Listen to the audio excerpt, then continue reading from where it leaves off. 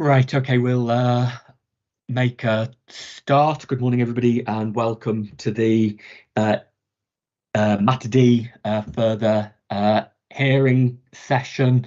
I don't think we probably need to do the full introduction since given the people who are here today, and you're probably fed up of hearing it, or as fed up of hearing it as we are of saying it. So we won't go through all that, but just in case there is anybody in the room who doesn't know us, I'm Malcolm Rivet, and also on the screen is my colleague Alison Partington, and we've been appointed by the Secretary of State to examine the soundness and legal compliance of the plan.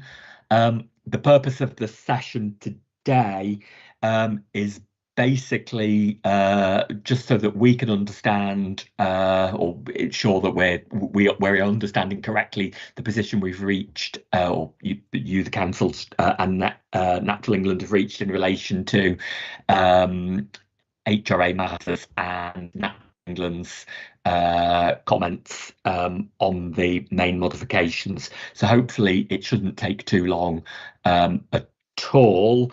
Can I just ask, though, that those who are speaking at this part of the session, or the Matter D session, if you could just briefly introduce yourselves, just so we know and that anybody watching on the live stream knows who everybody is. Thank you, sir. You may be hearing from me, Michael Bedford, King's Counsel, the legal advisor assisting the councils, and Mr. Robert Hobbs, the strategic policy manager, and then we've also got Sue Hooton from Essex Place Services, who provided the HRA work as consultants acting for the councils. Okay, that's great then. Well, let's move into the discussion. Item 1 is set there really just as the context for the overarching aim of what we're trying to understand here. So I'll come back to just any comments on that at the end. But in terms of the position, just so we understand it, there was the original HRA. The HRA was then redone in the light of the main modifications. Natural England, in the consultation, submitted a number of concerns about the HRA. You've had discussions. The councils have had discussions with Natural England, and Place Services, Place Services have done a further update of the latest version of the HRA, which makes a number of, I think, mostly points of clarification. But I think probably the most crucial and significant bit is that policy L14, the LP14, the poultry and intensive poultry and farming policy, has now been subject to appropriate assessment.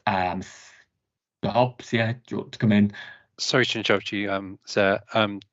Kench is trying to join the meeting, I understand. Oh, right. So you may want to... Yeah, I'll hold Here on we go. now. Yeah.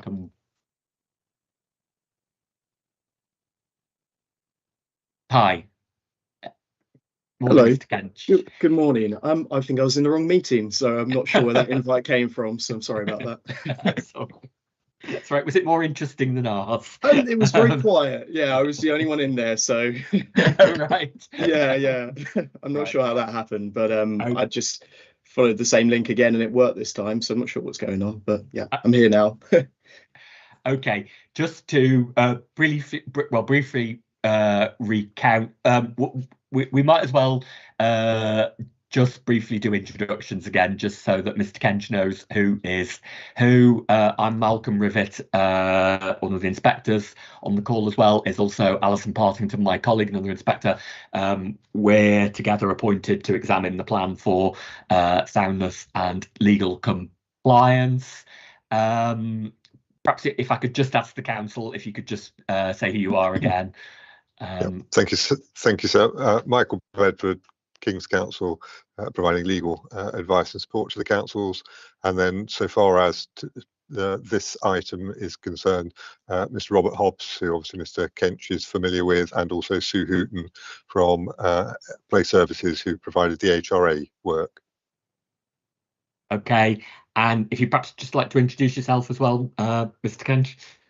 Yep, so I'm Samuel Kench. I'm the Senior Advisor for Natural England covering the local plan. Yeah. Okay, thanks very much. We only just literally started the discussion, which is basically to say on the agenda set out two sort of points. The first point is a question which is the overarching question for the examination on the Habitats Regulations Assessment, which is there basically just for context, because that's the sort of fundamental point that we need to be assured of. So it's just on there for context. And then the second part, second question, or the second agenda point, which relates to the various work that's gone on over the past few weeks. And basically, all we really wanted to do today was to ensure that to ensure our understanding, or what we understand to be what has happened over the past few weeks, is correct. Just so we're sure we're right about that, because obviously we got quite a bit of correspondence, one late last week, so we just want to be sure we understand that. So I was just saying that we had the original HRA submitted with the plan.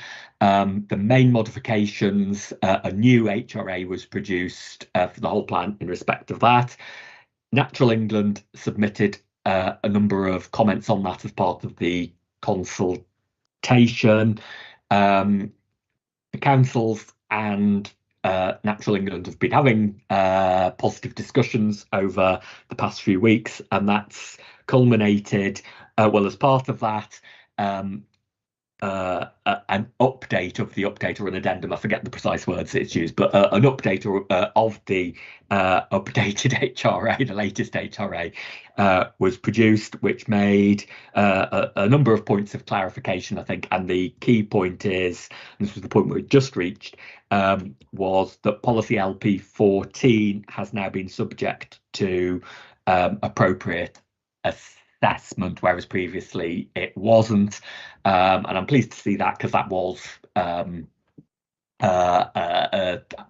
concern of mine, that was potentially unlawful. So that's been done. And I think in the light of that, the Statement of Common Ground says that in terms of the HRA, Natural England's concerns have now been addressed. You're nodding there, Mr. Kench, so I presume that I take that as a yeah, that's correct. As a yes. It would be very confusing if people nodded when they actually meant no. But anyway, fortunately, that's not the case. Okay. Right. So that's all fine with us, and I think perhaps it's now the suitable point to say, on the basis of that, and if I could ask the council this, I presume you're happy to say, or it's your contention, that the Habitats Regulations Assessment is robust, and that the plan does include all the recommendations identified as necessary to ensure compliance with the Habitats Regulations. Yes, that is the council's view, and so as you will know, and as Mr. Kench knows, there's been something of a debate in, as it were, the habitats assessment world about how you deal with embedded mitigation, at what stage you deal with that when you're dealing with a habitat regulations assessment, and whether you can look at that when you are in the process of the screening for likely significant effects, or whether you can't do that and you need to go on to the next stage of the full appropriate assessment to be satisfied that there's no adverse effect on integrity. I say that's a debate that's been going around, and there are different views, and the European Court has added its guidance on that. And essentially what's happened here is that procedurally, at the earliest stage, and this was obviously what had been picked up by Natural England in their comments on the consultation, the HRA had gone down one route of taking into account embedded mitigation at a prior stage, and therefore had screened certain things out, including LP14. Obviously, Natural England raised a concern as to whether that was an appropriate way to do it. The council reflected on that and concluded that it was certainly prudent to not screen out those policies, but to subject them to the further assessment. That was done in the more recent work, which you've now got in the June iteration of the HRA, which is H49, and the outcome has not changed. In the conclusion remains that there will. Oh, you've suddenly put yourself on mute, Mr. Bedford. Sorry, sorry. That's just, I think, because my icon was hovering over my microphone, and for some reason it had put me on mute. But sorry, I was going to say the outcome, the bottom line, hasn't changed. It's really just the procedural route by which you get to that outcome. And so the council is now effectively on the same page as Natural England, that both are content with the outcome of the HRA assessment work in relation to all of the policies of the plan, including those which were the subject of the main modifications. So in relation to the HRA issues, I say, so far as the council is concerned, you have, as it were, Madam and Sir, you have an adequate evidence base to enable you to satisfy yourselves that the councils are able to adopt the plan and it will be compliant with the requirements of the habitat regulations. Okay, thank you for that. Just a couple of points that arise out of that. The first, we've got our views on, but just want to run past you, is whether or not this revised, the sort of addendum, latest version, update, whatever we're calling it, of the HRA, the changes to it, whether there's a need for consultation on that.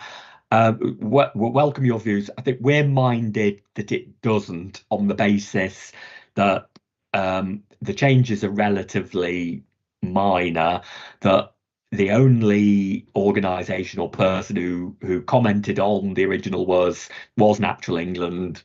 It's addressing Natural England's concerns, and they're now happy. So I think we think that anybody, well, there wasn't anybody else who had a problem with the HRA before. So if nobody had a problem with it before, why should they have a problem with it now? So that's our view, that it doesn't need consultation. I do like Mr. Kench's nodding. A nod covers 1,000 words. Is the council of the same? I mean, ultimately, I suppose ultimately it's up to you, because you will be adopting the plan. But do you agree with that assessment that it doesn't need consultation? So yes, we certainly agree with that conclusion, and we would add that obviously under the HRA regime, as opposed to the wider regime of whether it's SEA or the local planning England regulations, under the HRA regime, it would have been Natural England who would be the consultee on the terms of the HRA. They're the people who raised the comments, and as you rightly said, nobody else did. We have engaged with those comments, and the revised HRA reflects the issues raised by Natural England and reaches a conclusion that Natural England is now content with.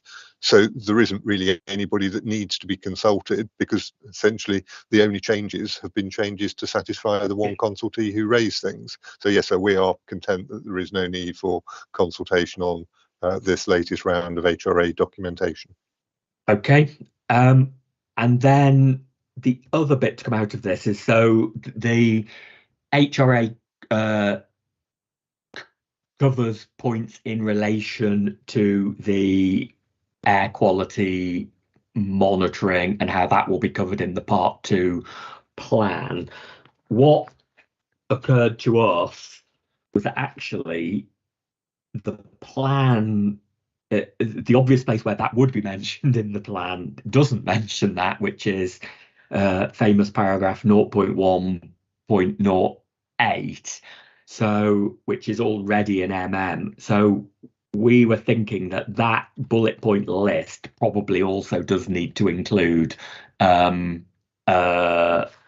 the air quality, some words to the effect of any review that's necessary in the light of air quality monitoring. Does the council have any thoughts on that? So I don't think we would have a problem with that. Obviously, the last bullet point, as currently worded, was more open-ended. Other matters that are considered necessary by the councils, dependent upon monitoring the plan and the circumstances at the time. One could have said, well, that's wide enough because it's so widely worded that it could have caught that. But you're right, there is no problem and no resistance on our part to making it explicit. So it can be a freestanding bullet point added to that list.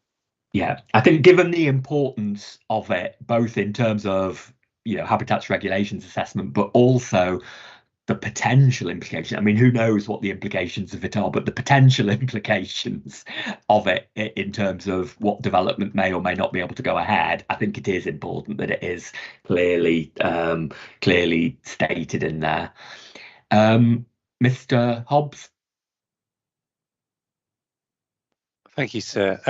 Just would like also to point out that it is actually already mentioned in paragraph 12.23 of the plan that supports policy SPO9, and there is a clause in policy SPO9, so that would tie in with your suggestion.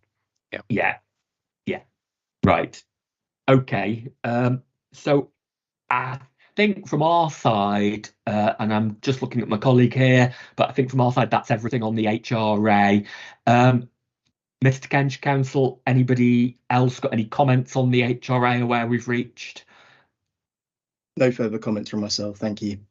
Okay, that's good. I'd just like to thank both the councils and Natural England for the hard work you've put in over the past few weeks, because always good to be able to resolve these issues where you can, and us not to have to sit here hours on end debating all these points point by point and reaching a view on it. So do thank you for that. In terms then of the other aspect of what's covered in the Statement of Common Ground, or the addendum to the Statement of Common Ground, I don't think we've got any particular comments on that. The only sort of follow-on point from that is, again, there is a proposed change to the poultry farming policy, which we, I'm looking again to my colleague here. I don't think we have no issue with that. I'm not quite sure. I can't remember. Did that get mentioned? Yeah, it did get mentioned yesterday, didn't it? I think the main thing really, we didn't discuss it in any depth yesterday, but we did pick up that, I think, or Mrs. Ives particularly noticed the need to make the wording, given the suggested wording, I think we needed to change 1D to so its wording was consistent, but which I think we were discussing it. Appropriate and approved, I think, was the difference. One says appropriate and one says approved, and we just needed to get consistency. That was the only thing, the only issue. Okay, right. So that was it. Everything else, I mean, again, is there anything from anybody else on the wider issues relating to that? Thank you, sir. Sorry, no, thank you, sir. Okay, well, that's great. Well, thank you very much, Mr. Kench, for your contribution today. Very helpful. Your nodding and your shaking of heads is the way to go in local plan examinations. I think we're going to encourage people to just start nodding and shaking their heads, and it would save us hours of time. So all for that. Thank you very much. That then brings us to the end of this further hearing session. So I'd like to thank you for your time and your participation. We're going to have now a final mop-up session with the council. You're welcome to stay for that, Mr. Kench, because it's open to the public to watch or whatever. But understand if you've got other meetings to go to or want to get away for whatever other reason. So either way, entirely up to you. I'll probably have to leave to get on with other work, unfortunately, but I really appreciate the offer and thank you very much for your time. Okay, thank you very much. Bye. Bye. Right, Annette, you might want to come on the screen just because it'd be helpful. So we've completed the 4 further sessions, so that's very good. Thank you for that. Just thought it would be useful to check on a number of follow-up points as to who's doing what, when it's going to be done, that type of thing, in terms of what's come out of the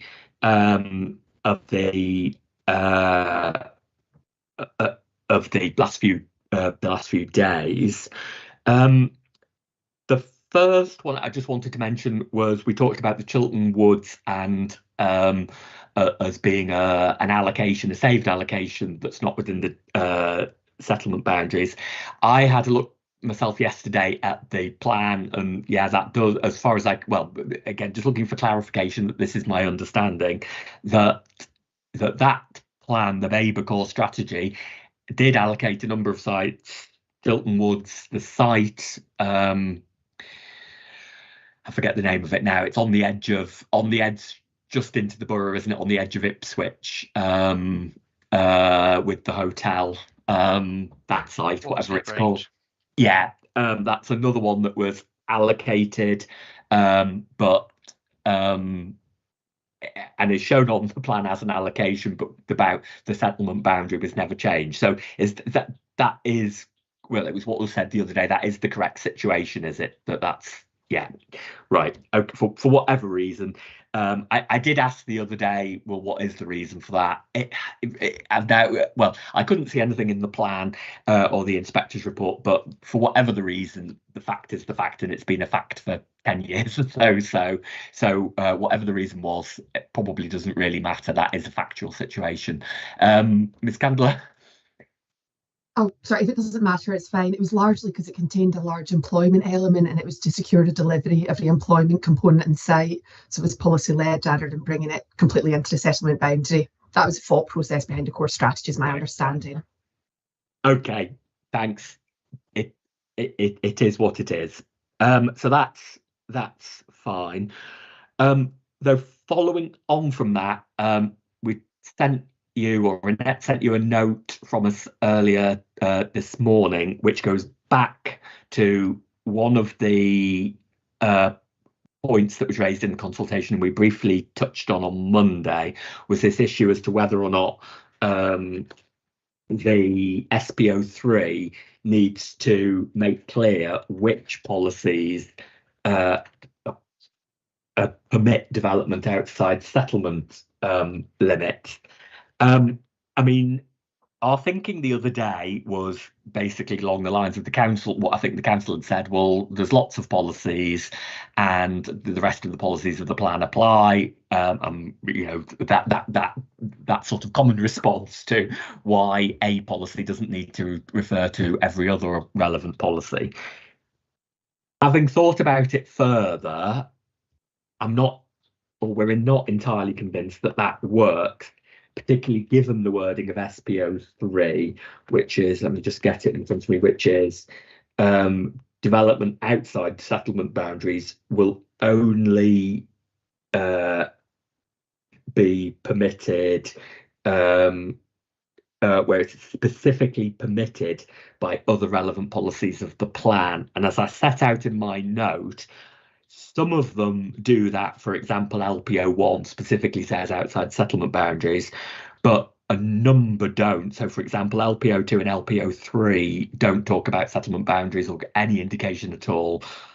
And I'm presuming it was never the council's intention that residential annexes, extensions and conversions shouldn't be allowed. You know, a residential extension shouldn't be allowed outside settlement limits, whereas strictly that's what that's what that is saying, isn't it? Because it doesn't specifically provide it, but it doesn't permit it. Same goes for, and this is just a couple of examples, same goes for SPO 5.5, which is the employment on sites in the transport corridors, which that doesn't say that that's allowed outside settlement boundaries, when almost by definition I think it would be outside settlement boundaries, isn't it?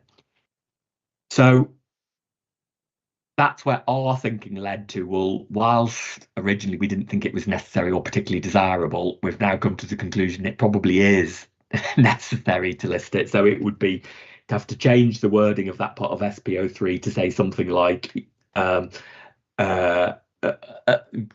unless in accordance with the following policies, and then list those policies. And for some of those policies, it's probably going to have to be parts of policies. For example, well, I don't know if SPO5 is a good one, but there are some policies where I think part of the policy, for example, SPO5 applies outside settlement boundaries, but it needs to be made clear that other parts of that policy, I'm making this up at the moment, but SPO5.3 maybe, for example, doesn't apply outside settlement boundaries.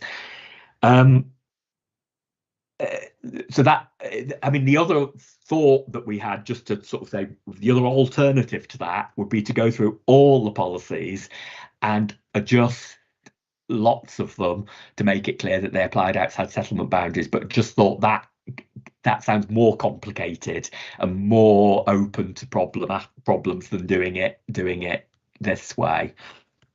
The only other thought on it is, well, so that was our thinking. I think it probably shouldn't take too long to go. I mean, I think you, the councils, and we will separately go through all the policies and come up with a list of the ones that we think probably apply. I think in most instances, it's probably going to be clear. For example, LPO2, LPO3, SPO 5.5, I think it's probably clear that the intention always was that they would imply outside settlement boundaries.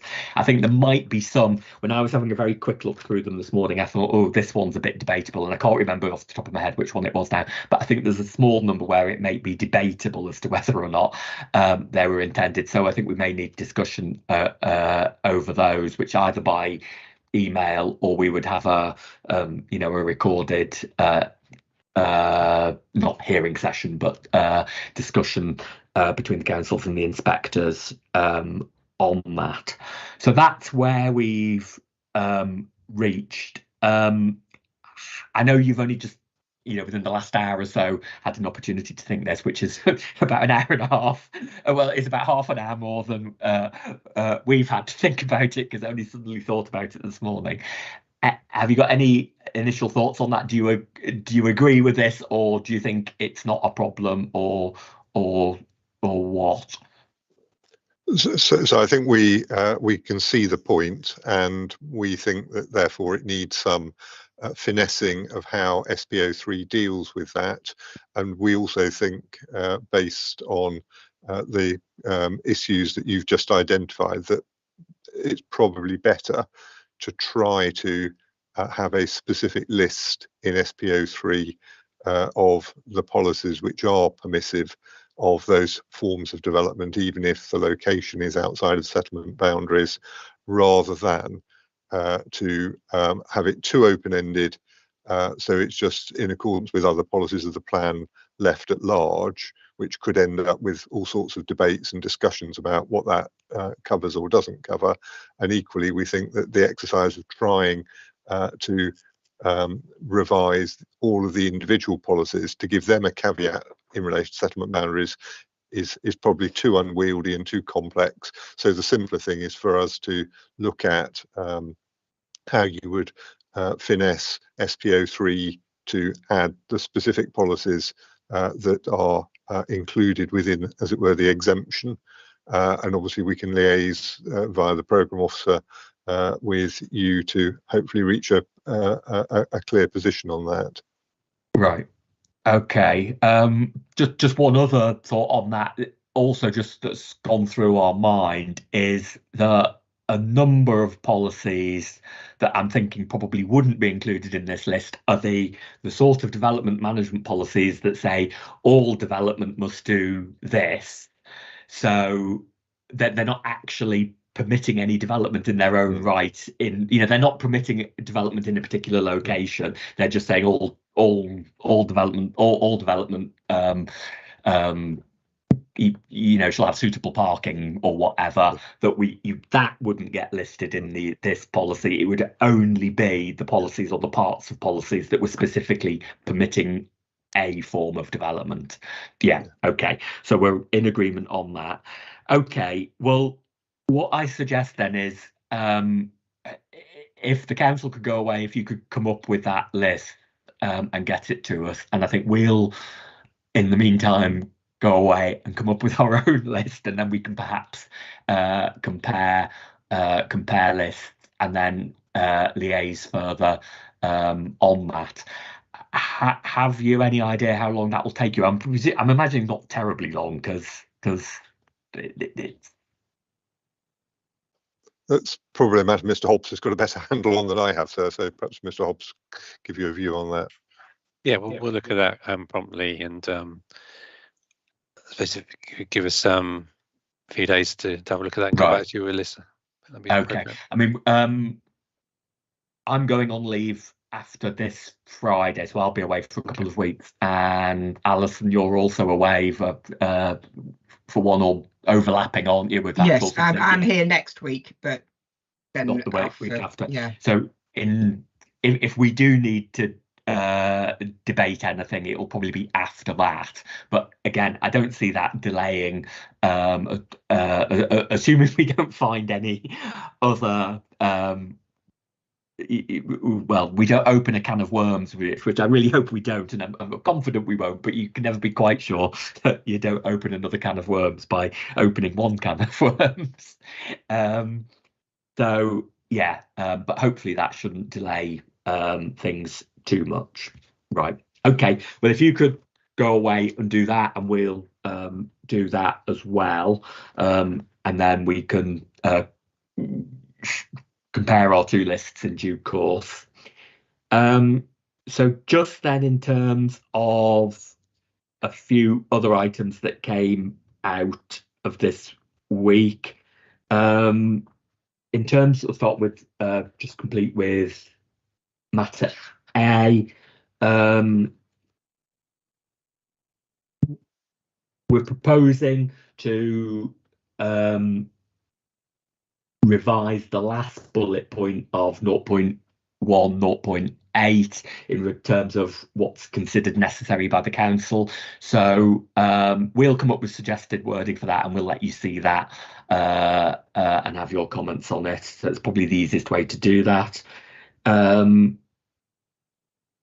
SPO 3,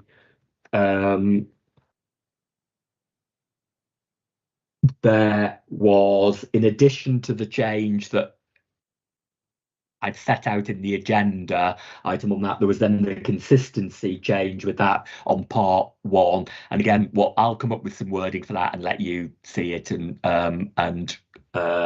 comment on it. And there was another one. There was the debate over in part 3 of that, where it says necessary, whether that should be appropriate. So well, I think your view the other day was you didn't have terribly strong views either way. We'll decide which we think is the most appropriate and let you know which that is, and give you a final opportunity to comment on that. So I think that was SPO. That was everything in matter A. So could I before we move on to matter B, could I just raise, it's not actually in a sense an action that arose out of the discussion on matter A, but it is related to matter A. There was a point I just wanted to seek some clarification on, if that's appropriate. Yeah.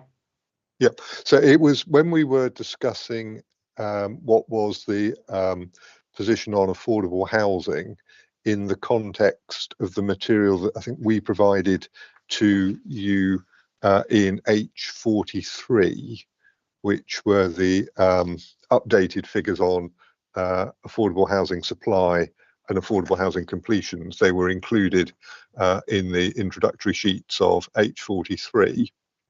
And at one stage, while the discussion was ongoing, I think there was a reference in your comments to the circumstances in Baber, effectively along the lines that some 75% of the affordable housing provision for the plan period had been either provided or built or similar. And it was that we looking back through the figures, weren't quite sure of the derivation or route to produce a 75% figure. And we weren't quite clear, therefore, whether we'd misunderstood, in a sense, what was being said, because we couldn't quite tie that up. So we were just effectively you're putting me on the spot now.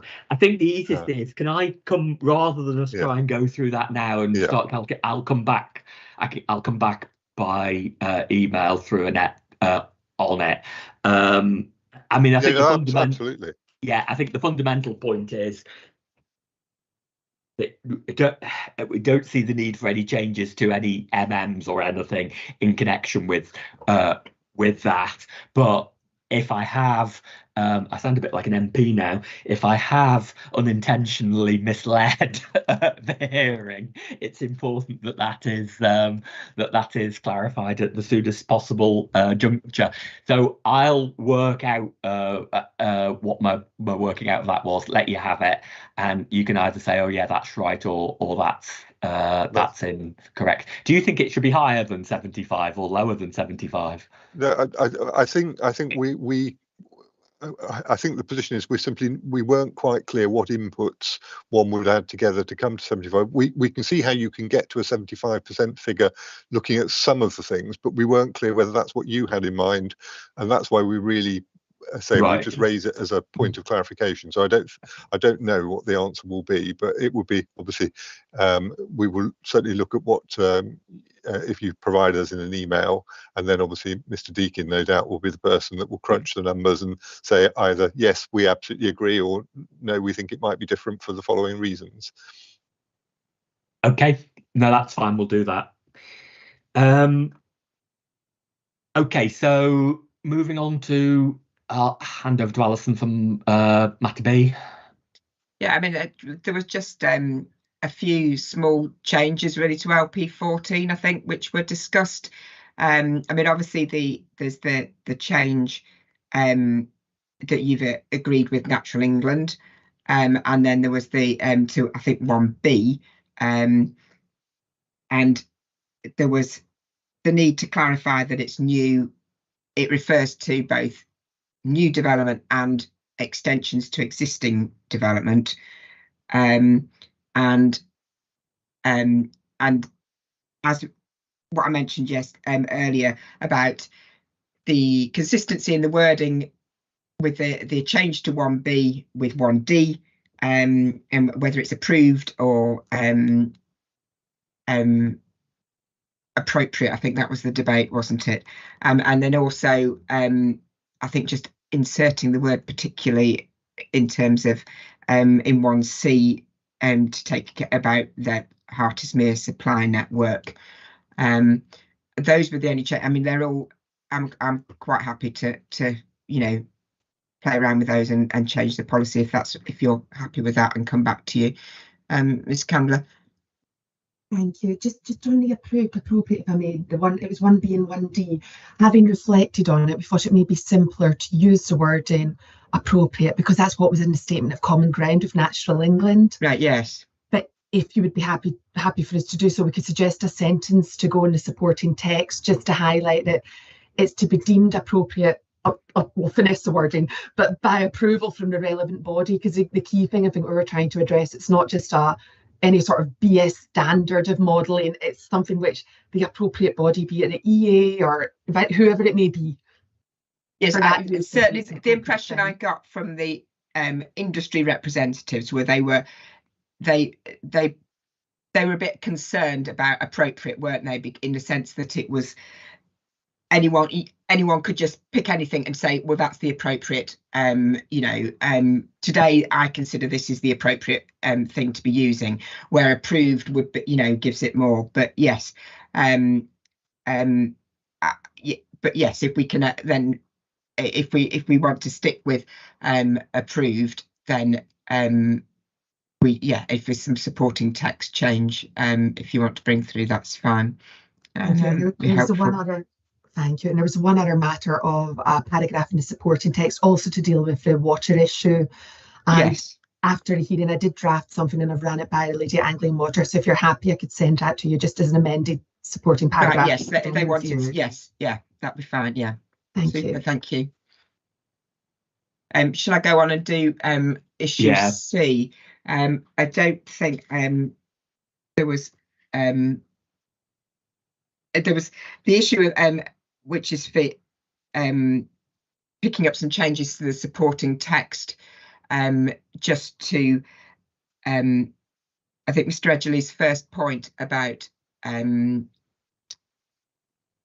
just that where you get the information for so you understand where it's coming from, that it's the open space assessment and the interactive web page, just that that signposting within the supporting text, and again I think it was and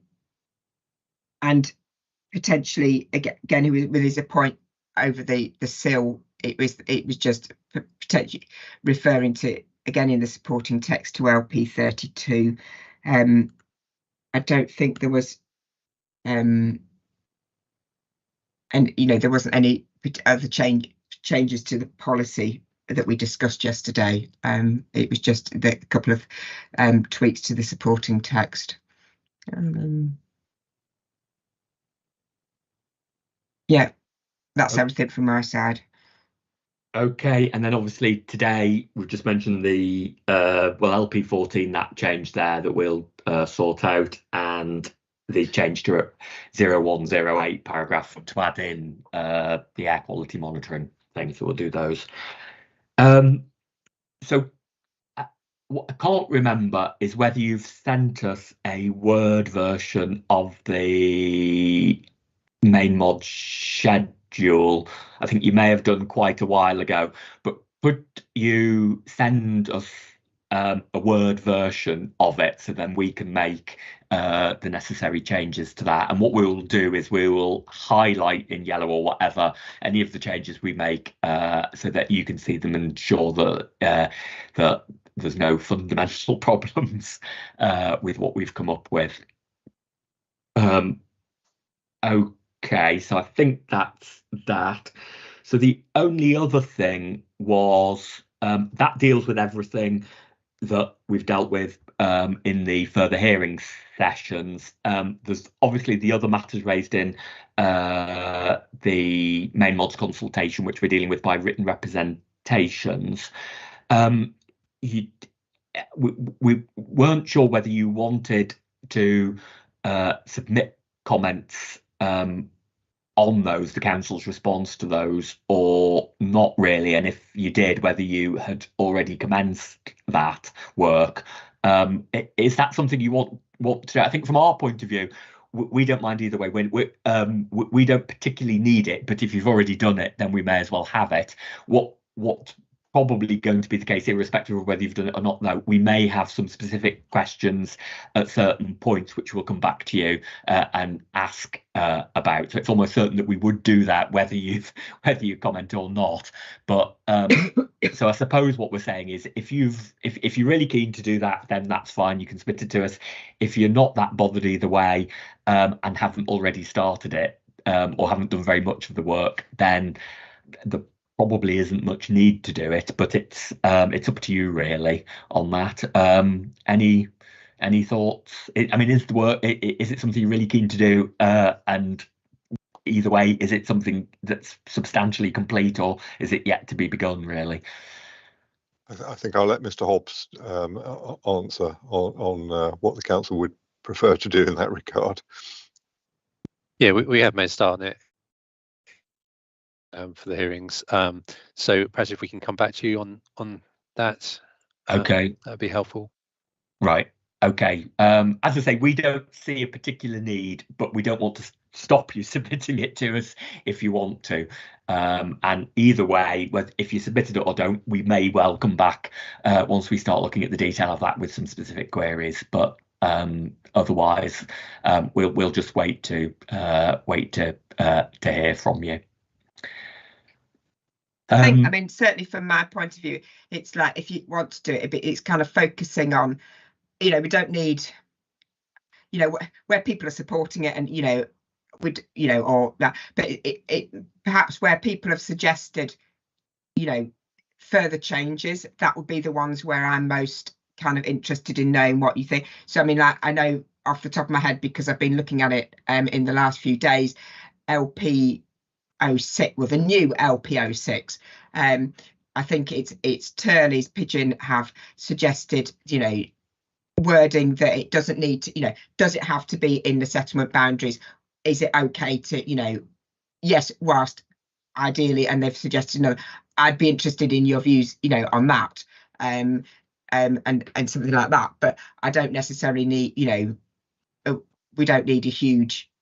It's where those suggested wording changes and your views from my side, and obviously quite a lot of the writing up is on my side, because I've done the development management policies. So yeah, those where people are suggesting new wording, I potentially would find helpful to know your views on whether you think it's good or not. Okay. I mean, we haven't set any deadlines for that or the other well, the thing in terms of the SPO3 and the list of policies that apply to it, but obviously the sooner you can get anything that you're going to get to us the sooner we can complete our report, and we